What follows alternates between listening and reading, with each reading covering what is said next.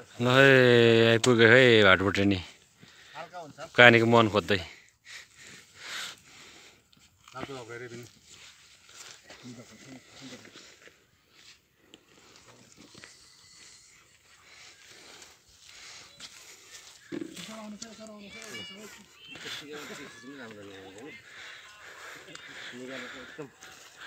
ठ्याक्कै पसिना उभिएपछि खिच्नुपर्छ सर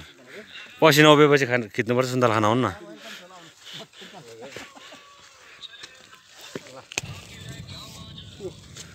ठ्याक्कै बम पनि पड्क्यो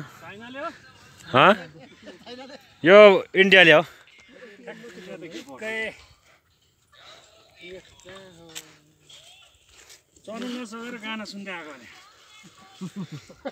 गानै सुन्नेसम्म बनायो तपाईँलाई